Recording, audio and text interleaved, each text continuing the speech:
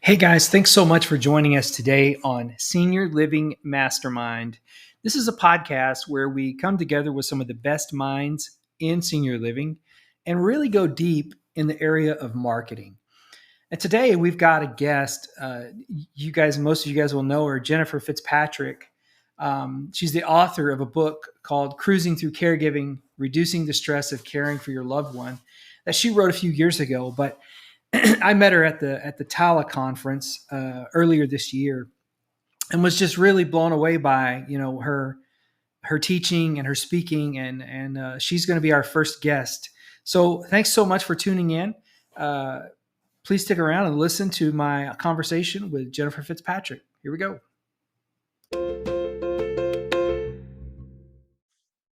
All right. Hey guys, thanks so much for tuning in today. And recently, just last month, I had the honor to go to the Tala conference in Round Rock, Texas. And when I was there, I obviously got to hear the keynote speaker, and that's who we have as a guest today is Jennifer FitzPatrick. And Jennifer is the founder and CEO of Generations Health Education. Jennifer, how's it going today? Good. Thanks so much for having me on. Yeah, it's a pleasure, really. And I'll tell you, the keynote was just amazing.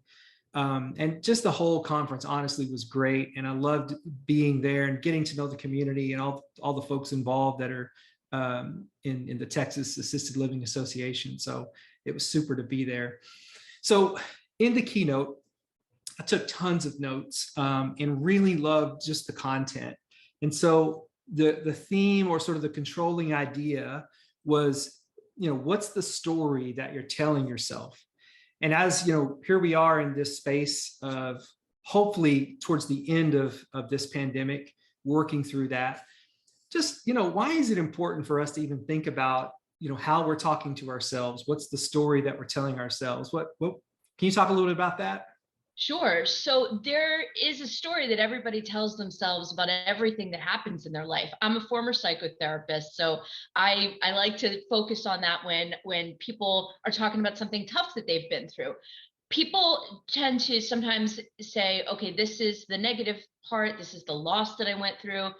But some people really focus on, here's the lessons that I learned and here's what I got out of it. And maybe I'm not glad that I went through it, but I recognize that there was value in what I went through. And so I think the goal is hopefully everybody, whether you're working senior living, healthcare, or your residents, their family members, that they're telling themselves a story so they can be moving forward past this really awful time that we all went through. So a positive story that here's what I got, here's what I learned, here's something, a silver lining that came out of this awful time. Yeah, that's great. Yeah, I think as you wrapped it up, you talked about it being a bounce back story. So absolutely. I think that, if we just leave things to fate and not really take some control over the narrative of our life, then it can go places we don't really want it to go.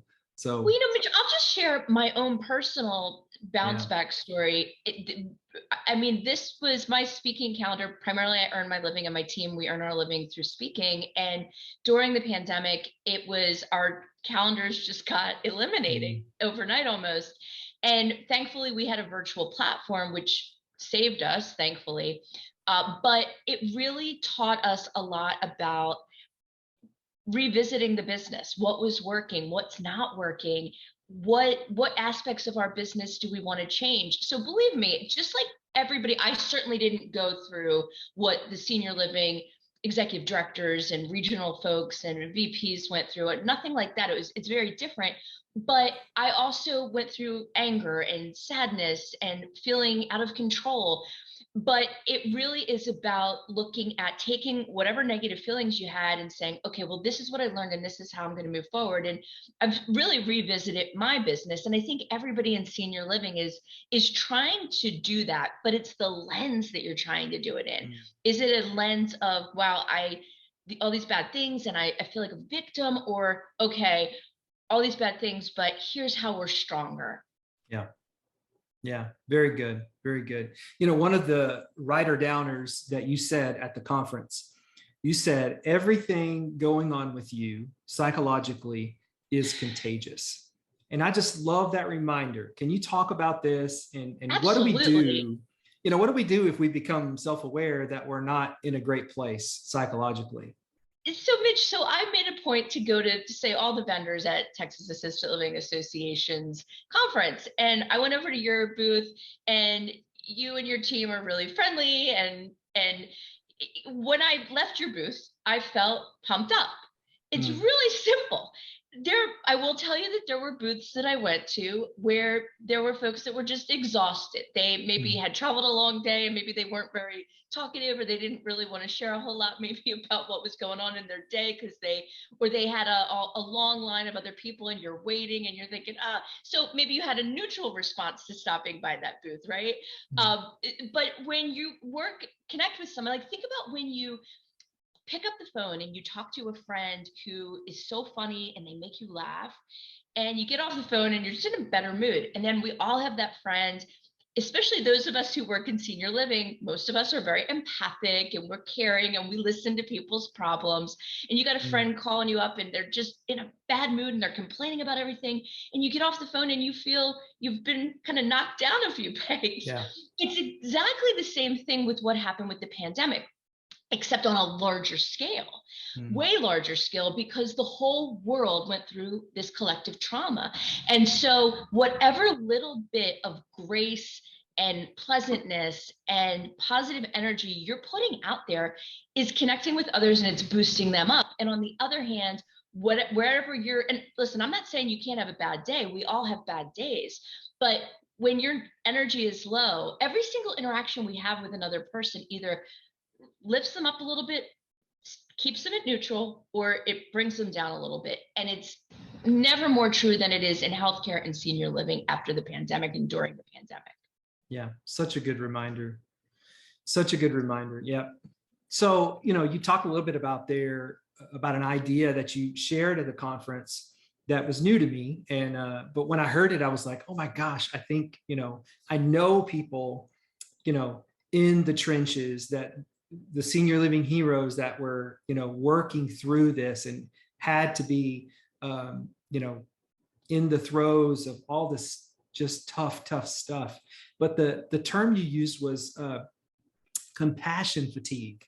And can you just talk about that a little bit, and Sure. how it kind of shows up and how it can be, negatively affect, the care that we give?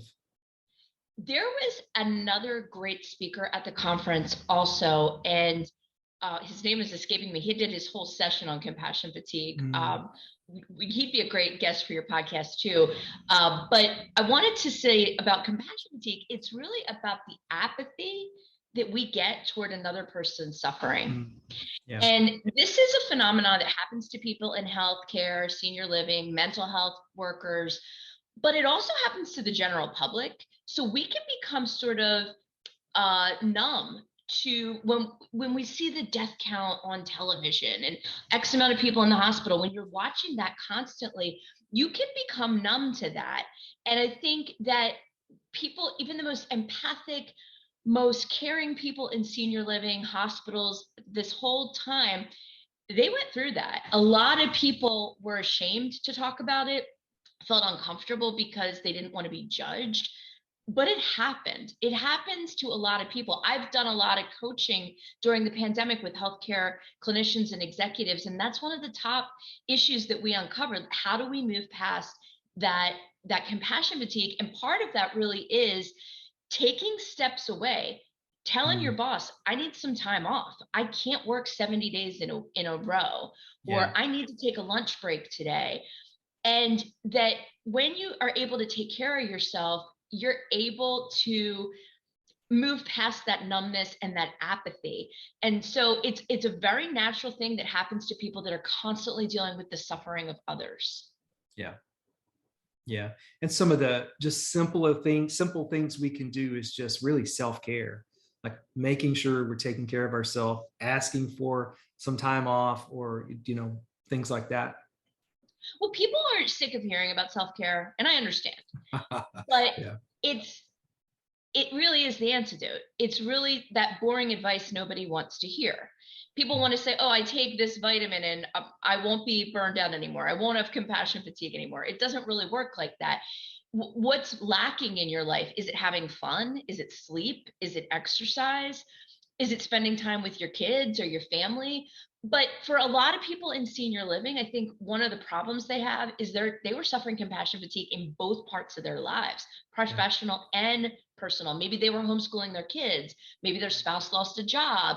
That they really, so maybe they didn't feel like they could take care of themselves during this time. It is non-negotiable. You will not last in this field if you don't address the burnout and the compassion fatigue. And that's when you do that, that leads to your bounce back story. Yeah, that's great. Love it. So good. Okay, well, I want to switch gears just quickly. You know, we help senior living folks with their marketing. That's kind of what we do. But I know that you also have some offerings in this space. And one of the things that you know, some really specific things that you do is you kind of coach them and help them on how to get better reviews online. And then there's a whole thing you do with marketing events. Can you talk to us about that? So I'm going to give you an example right now. So you have to ask for the review. You have to. If you want a review, you have to ask for it. And I'm going to tell you right now, Mitch, you've been really complimentary about my presentation at Texas Assisted Living Association. I'm going to ask you for a review and say, Mitch, would you mind writing a sentence that I could use on my website?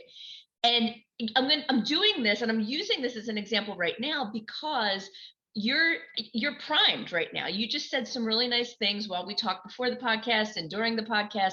So I'm going to ask. It's a natural ask. Now, if Mitch was sitting here saying, my gosh, that was the worst speech I ever heard, certainly I'm not going to ask that question. So you don't want to ask for a review from a resident or a family member if something terrible just happened, which we all have bad days. We all have, you know, disappointing moments in our communities. But when you've resolved a problem, or when they say, gosh, I'm so glad my mom is here, or gosh, I'm so glad I moved in here, that's the perfect time to ask and say, can I help you write the review? It really only needs to be one sentence, or can you just go on and give us 5 stars? These, you have to ask. This is not top of mind for anybody. Listen, when we go on Amazon and we review something, most people rely on reviews, but most people don't write the reviews, okay? Unless they're really happy or they're really unhappy. But think about all the reviews you read on Amazon. That's like barely anybody that's bought the product or service. And so when you have to ask, you have to be proactive and have a system for asking. And don't be ashamed to ask, because if someone says, hey, you did a great job, or I'm happy with what's going on, that person is primed. They want to tell others. So make it easy for them. Send them the link. Tell them exactly, hey, we just need one sentence. Here's a couple of samples. That's what gets people stuck a lot of times, that I don't know what to say. Well, here's a couple samples from other folks. The other piece that just with marketing, obviously I do a lot of keynotes and coaching, but one of the things that my company Generations does is we do marketing events with senior living communities, CE, continuing education events, family caregiver events, prospective resident events. And there's a download on generationshealth.com. If you click on the continuing education page of the site, it's a whole a checklist on how to have a successful event. I think a lot of times people sometimes go through the motions, whether it's an in-person event or a virtual event, and maybe corporate says you have to have 5 events a year or whatever your goal is for your company. And they don't really maybe put a lot of energy into it, and they wind up having a disappointing event. We give you the recipe. So it's a free download. If you go to generationshealth.com and then just click on continuing education, scroll down, and you can grab that for free. There's a video and there is a checklist.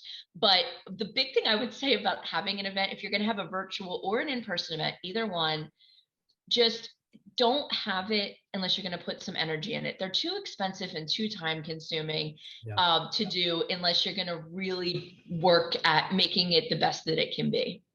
So good. Such good advice.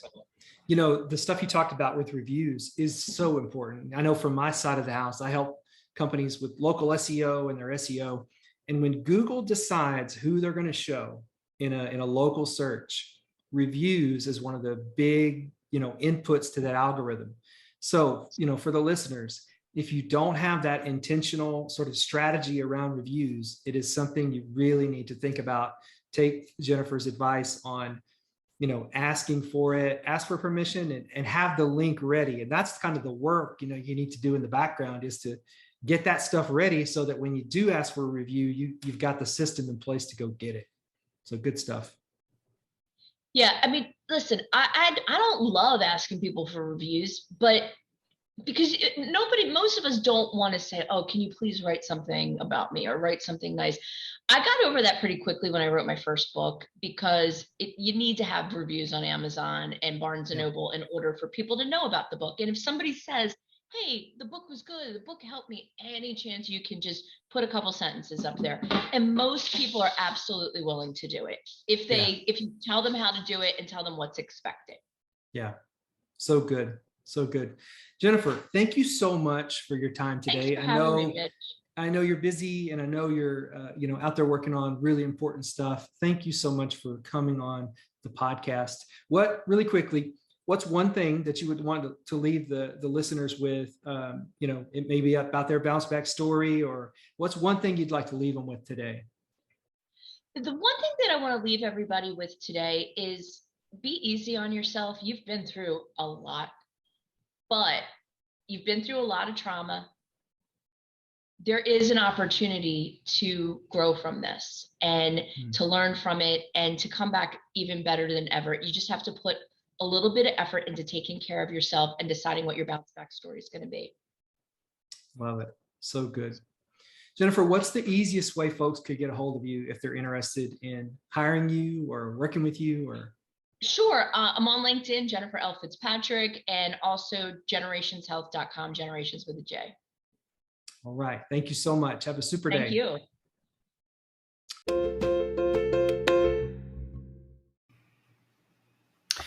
Thanks for listening to this episode of Senior Living Mastermind. I am Mitch Alverson, the author of the book on digital marketing for assisted living facilities, how to get more tours, more move-ins, and more success.